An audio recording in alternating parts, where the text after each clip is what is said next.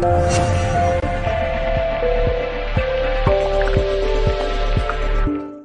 everyone, Kenny Bacon from Ballymoney and District Gardening Club with this month's gardening tips. The strong winds and heavy rain in August really battered our gardens. We are now hoping for better weather in September. As we move into autumn, it's all hands to the pump to start to clear the beds, harvest the veg and make sure the garden's wildlife is looked after as the temperatures start to drop. Here's your guide to what to do in the garden this September. Make sure you've got some late flowering plants to support the bees and pollinating insects in the garden. Late flowering perennials like sedums and salvia are ideal. Things are starting to slow down in the flower borders in September, but you can still encourage plenty of early autumn flowering by rigorously deheading. Asters should be really bursting out all over now and are an important food source for insects and bees. Fuchsias are at their best now, and it is also the right time to take cuttings for next year. As the annuals start to wilt, it's time to clear them to give any autumn flowering plants a little more room. It's time to lift gladioli corms and store them over winter. Make sure you store them in a dry, frost-free spot to avoid any mould or frost damage. If you have clumps of perennials that have become crowded, then you can lift and divide them in September so that they have a chance to establish before the soil cools down.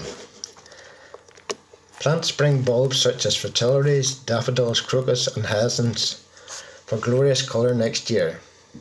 Hedges can be pruned and tidied in September. Once the crops have been lifted, replenish the nutrients with a general feed. Plant the veg plot with autumn and winter hardy greens, leeks and winter crop potatoes, as well as winter onions and shallots. In the greenhouse, water the plants early on in the day so the greenhouse is dry by the evening. Damp, cool nights can encourage botrytis. Close greenhouse vents and doors late in the afternoon to help trap the heat overnight. This will ensure your plants crop for as long as possible. Empty pots, old compost and decaying plant material can harbour unwanted pests over winter. Clean out your greenhouse to reduce the risk of pests and disease next year. Remove shading from your greenhouse so that the plants get the maximum light available. September is the optimum time to lay new turf, so if you did the preparation in August, you can pick a couple of dry days to get busy. Remember to keep everyone off the newly laid turf for at least a week or two to give the grass time to establish. Existing lawns need raking to remove the thatch from the summer cutting and to pull out any moss.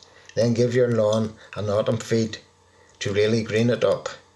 Use an aerator or garden fork to aerate compacted areas and reseed bald patches while the temperature is still relatively warm. Leaves are starting to fall, so make sure you rake them off the lawn and compass them in black bags. Stay safe and enjoy your garden. Kenny Bacon, Ballymoney District Gardening Club.